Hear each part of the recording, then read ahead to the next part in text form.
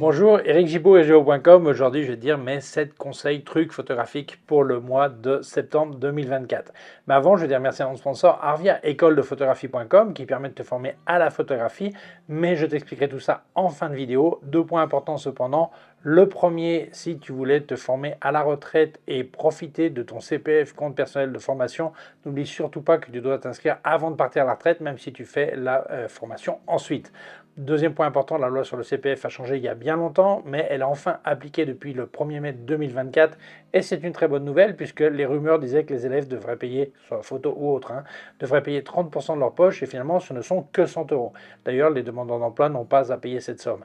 Mais je t'explique tout ça en fin de vidéo. Je te laisse leur téléphone qui est gratuit. D'ailleurs, si tu t'inscris, ça serait sympa de dire que tu es venu de ma part. Je te laisse aussi le email, le site web et aussi un lien vers leur forum photo qui est gratuit, qui est en français. Je t'invite à t'y inscrire et participer. Allez, c'est parti. Alors, un petit service, si tu n'es pas abonné à ma chaîne, je demande maintenant, ça serait sympa de t'abonner aussi, le petit clic sur la petite clochette, parce que comme ça, tu reçois un avis quand je monte une nouvelle vidéo. Alors, premier truc. Alors ça, apparemment, il y a plein de gens qui savent ce truc, mais il y a aussi pas mal de gens qui ne le savent pas. Moi, je ne le savais pas. Ça m'est arrivé d'enlever mes lunettes, ou normalement j'utilise toujours mes lunettes, mais ça peut arriver que tu casses tes lunettes, ou simplement il y a des gens qui utilisent des lunettes que pour lire. Et donc ils vont faire des photos, puis d'un coup ils voudraient jeter un coup d'œil sur le mode d'emploi, ou même quelquefois l'écran de l'appareil, ils se rendent compte qu'ils ne voient pas bien. Et si tu n'as pas de lunettes, il y a un truc tout bête. C'est de faire un tout petit trou et regarder à travers le trou. Alors il y a deux options, avoir un petit carton avec un trou au milieu, ou alors simplement la méthode manuelle. Tu vas faire un tout petit trou comme ça, tout petit, tout petit, tout petit, et tu vas regarder par ce petit trou, et c'est incroyable, parce que tu vas te rendre compte que tout est mis au point, et tu peux lire, c'est net.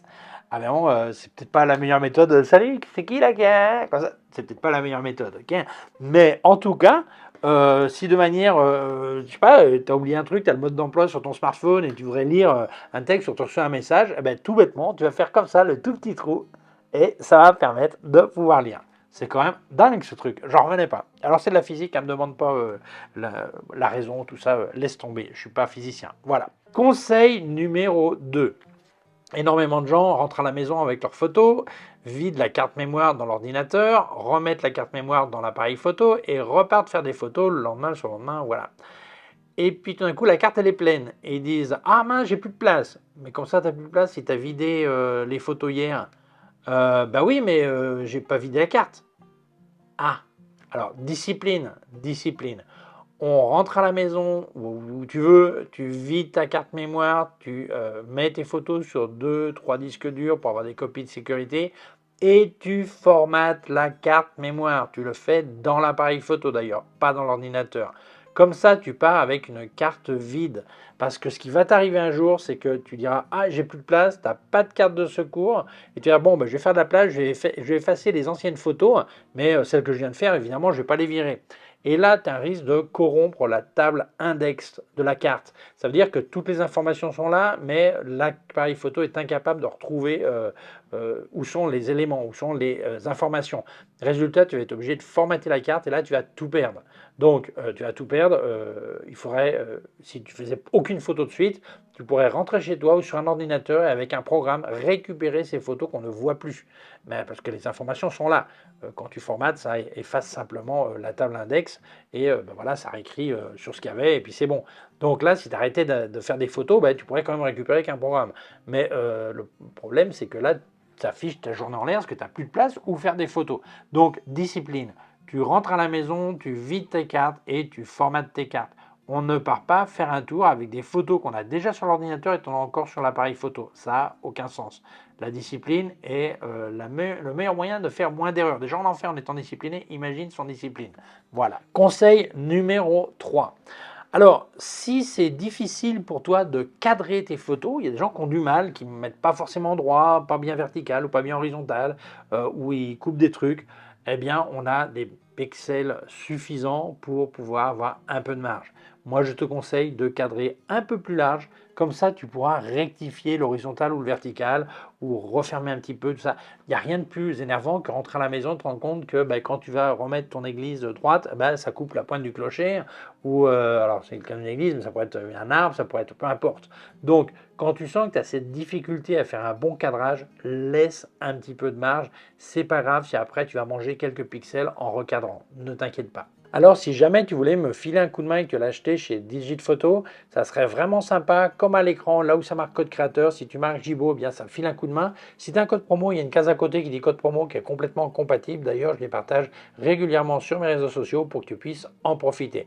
Je te remercie beaucoup parce que ça m'aide énormément. Continuons. Conseil numéro 4. Je vois des gens qui sont avec leur super téléobjectif en train d'essayer de suivre un oiseau, une voiture, peu importe, ils sont là. Ils ont beaucoup de mal. Alors, tous les musiciens d'instruments avant, pas d'avant, mais avant, VENT, connaissent ce truc. Il faut apprendre à respirer avec le diaphragme. La majorité des gens respirent en gonflant leur cage thoracique, donc ça fait tout bouger. Par contre, si tu respires en descendant ton diaphragme, la pression, les poumons vont s'étendre vers le bas et tu ne vas pas bouger tes bras, comme ça.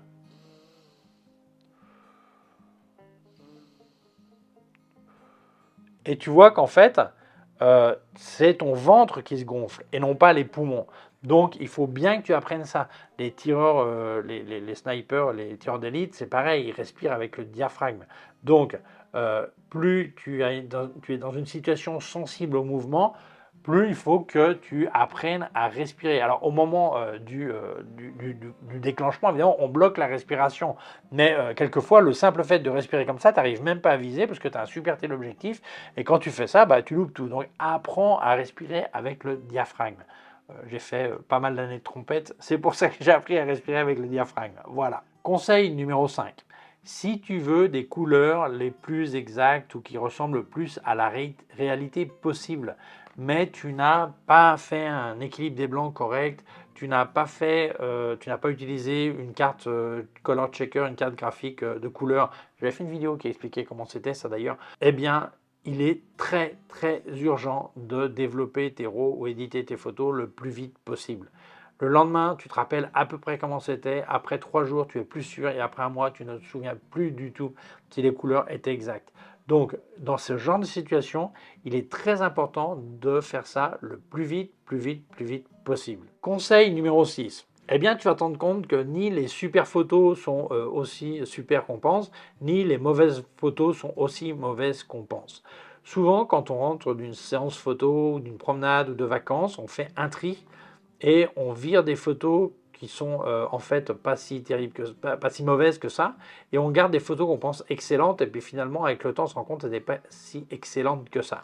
Donc je te conseille de faire une première sélection, et après, peut-être une semaine, 2 semaines, un mois après, retourner sur tes photos et refaire cette sélection.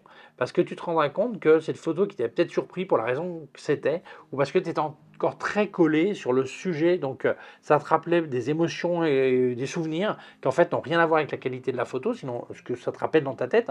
Et quand tu vois une fois calme, tranquillisé, récupéré de ton voyage, de ta séance, quand tu regardes plus posément tes photos, tu te rends compte que finalement il y a des photos que tu avais peut-être jetées qui étaient vraiment super et d'autres que tu avais gardées, puis finalement c'était pas extra. Voilà.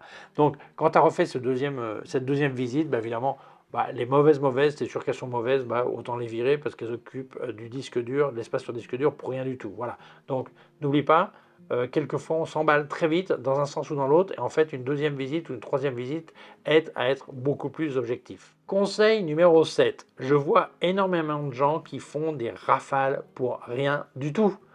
Même quand il faut une photo à un caillou, j'avais dit ça dans une vidéo, si le caillou il s'envole, c'est qu'il faut que tu te casses, tu te mettes à l'abri, les cailloux ne doivent pas voler. Donc s'il faut une rafale pour que le caillou ne se barre pas, il y a un problème. Donc fais attention à ça. Donc je vois des gens qui font des rafales pour tout. Alors d'abord, ça occupe de l'espace sur le disque dur pour rien, parce qu'en fait, tu es en train de faire la photo je sais pas, en portrait, il y a des gens qui font des rafales alors que la personne ne bouge pas du tout. Alors, quelle est la différence entre ça et la deuxième photo qui est ça et la troisième photo qui est ça? Explique-moi. Je n'ai pas compris. Voilà. Ou même quelquefois des natures mortes ou des photos de repas ou trucs comme ça et il faut une rafale. Ça n'a aucun sens. Ok. Donc, d'une part, ça occupe du disque dur pour rien, donc bon, ça c'est pas un drame. Mais deuxièmement, ça fatigue l'obturateur. Les obturateurs dans nos appareils photo ont une durée de vie limitée. Alors ça peut être 100 000, ça peut être 50 000, ça peut être 500 000, ça dépend des appareils. Mais une fois que l'obturateur est cassé, alors l'appareil photo n'est pas fichu, mais il faut changer l'obturateur. Et c'est pas forcément bon marché. Donc ça sert absolument à rien. Apprends plutôt à faire une ou deux photos bien faites plutôt que de faire une rafale et après choisir celle qui sort du panier. Parce que normalement, elles sont toutes pareilles. Voilà. Donc, voilà. Il y a des moments pour faire des rafales, mais il y a énormément de moments où il n'y a aucune raison de faire de la rafale. Et bien voilà, c'était mes 7 conseils trucs photographiques pour le mois de septembre 2024. J'espère que tu as bien aimé. Mais je dis merci à mon sponsor Arvia école de photographie.com qui permet de te former à la photographie à distance, donc par Internet. Mais ce n'est pas que de la théorie, il y a aussi des exercices pratiques à faire que tu devras monter sur leur plateforme. Et ce sont des professeurs diplômés en photographie qui vont te corriger, qui vont dire ce qui va pas, t'encourager et tout ça. Alors, tu as une réunion virtuelle de temps en temps avec ton prof qui justement va corriger tout ça et te dire comment t'améliorer. Alors ils ont 6 types de formations, depuis devenir amateur averti jusqu'à professionnel.